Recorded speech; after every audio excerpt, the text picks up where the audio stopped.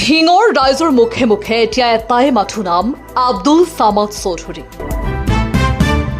ৰাইজৰ ব্ৰজ্ৰকণ্ঠ হিচাপে বিচাৰিছে আব্দুল সামাদ চৌধুৰীক ঢিঙৰ ৰাইজে। কংগ্ৰেছৰ এগৰাকী যুৱ নেতা নাম আব্দুল সামাদ চৌধুৰী। এগৰাকী যুৱ নেতাক জনপ্ৰতিনিধি হিচাপে এইবাৰ ঢিং সমষ্টিৰ পৰা বিচাৰিছে ঢিঙৰ ৰাইজে। সংখ্যালঘু ৰাইজক ললিপপ দি বিগত সময়ছোৱাত AIUDFৰ দখলত থকা ঢিং উদ্ধাৰৰ বাবে আব্দুল সামাদ চৌধুৰীও নামি পৰিছে সমষ্টিৰ চুকে কোণে। দলীয় নেতাকৰ্মীক লগত লৈ কেতিয়াবা যদি দৰিদ্ৰ ৰাইজৰ কাষত, কেতিয়াবা আকৌ হাতে বজাৰে খবৰ লৈ ফুৰিছে নেতাগৰাকীয়ে ৰাইজৰ। জাতি ধৰ্ম বৰ্ণ নিৰ্বিশেষে ঢিঙৰ সকলো ৰাইজৰ মুখে মুখে চলিছে গুণাগাথা এইগৰাকী কংগ্ৰেছৰ প্ৰাৰ্থিত্ব প্ৰত্যাশী আব্দুল সামাদ চৌধুৰীৰ নাম। কংগ্ৰেছৰ নেতৃত্বত যদি আব্দুল সামাদ চৌধুৰীক টিকট প্ৰদান কৰে তেন্তে AIUDFৰ দুৰ্গ ভাঙি ঢিং সমষ্টিত কংগ্ৰেছৰ পক্ষত ৰাইজ থিয় হৈ কংগ্ৰেছ নিশান উৰুৱাবলৈ সক্ষম হ'ব বুলি প্ৰতিশ্ৰুতি প্ৰদান কৰে ৰাইজে। উল্লেখ্য যে পূৰ্বৰ বটদ্ৰৱা সমষ্টি আৰু বৰ্তমানৰ ৫৫ নং ঢিং বিধানসভা সমষ্টিত ৯৫% লোকেই সংখ্যালঘু ভোটাৰ। সংখ্যালঘু ভোটাৰে নিৰ্ণায়ক ভূমিকা গ্ৰহণ কৰে ঢিং সমষ্টিত। News desk report, Batadrava live. মানুহ আছিলোঁ, এতিয়া আমি ডিং সমষ্টিৰ মানুহ হ'লোঁ। ২০ বছৰ ধৰি ডিং সমষ্টি AIUDFৰ দলত দখলত আছে, কিন্তু ডিং সমষ্টিৰ একো উন্নতি কাম হোৱা নাই। এতিয়া বৰ্তমান আমাৰ যুৱ নেতা কংগ্ৰেছৰ হৈ আব্দুল সামাদ চৌধুৰীক কংগ্ৰেছ দলৰ প্ৰাৰ্থী হিচাপে আমি দাবী জনাইছোঁ। তেখেতে যদি কংগ্ৰেছ দলৰ প্ৰাৰ্থীটো পায়, টিকেটটো পায়, তেতিয়াহ'লে আমাৰ ৰাইজৰ বহুত কাম হ'ব আৰু গোটেই ৰাইজে বিচাৰি আছে আব্দুল সামাদ চৌধুৰীক। আমি বটদ্ৰৱা সমষ্টিত শিৱানী বাইদেউক আমি ৰাইজে চবেই মিলি পেলাই তেখেতক পাছ কৰাইছিলোঁ, কিন্তু 5 বছৰ যেন গৈছে তেখেতৰ আমি মুখখনতো দেখা নাই, এবাৰো দেখা নাই।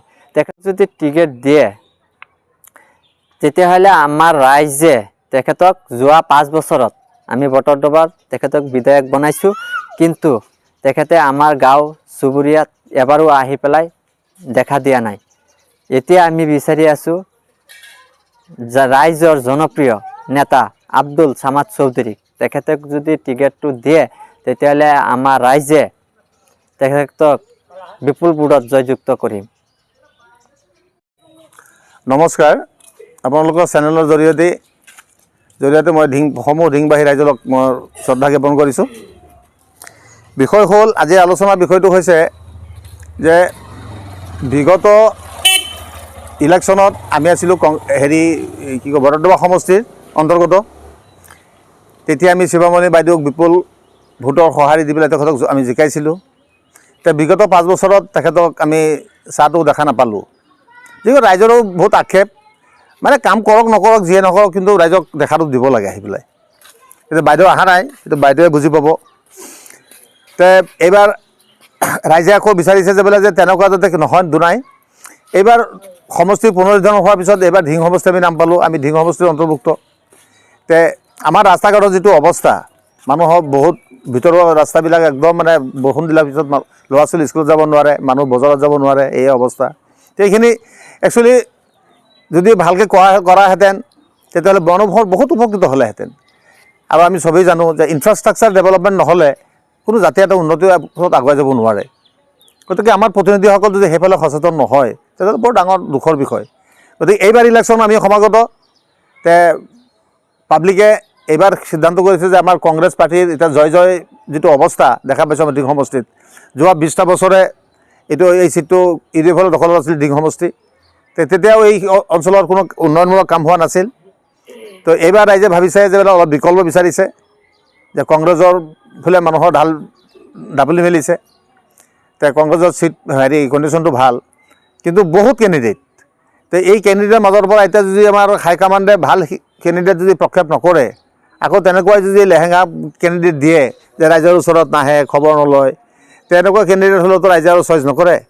আমি ৰাইজে বিচাৰিছে যুৱক চামৰ পৰা পূৰা এনাৰ্জেটিক থকা এজন মানে কেণ্ডিডেট। সেইফালে ৰাইজৰ মুখে মুখে এতিয়া আব্দুল সামাদ চৌধুৰীৰ নামটো আমি শুনি আছোঁ, যে আব্দুল সামাদ চৌধুৰীক যদি টিকেটটো দিয়া যায় তেতিয়াহ'লে মোটামুটি ইউ ডি এফক হৰুৱাই মানে ছিটটো কংগ্ৰেছৰ দখলত নিব পাৰিব ৰাইজৰ আশা।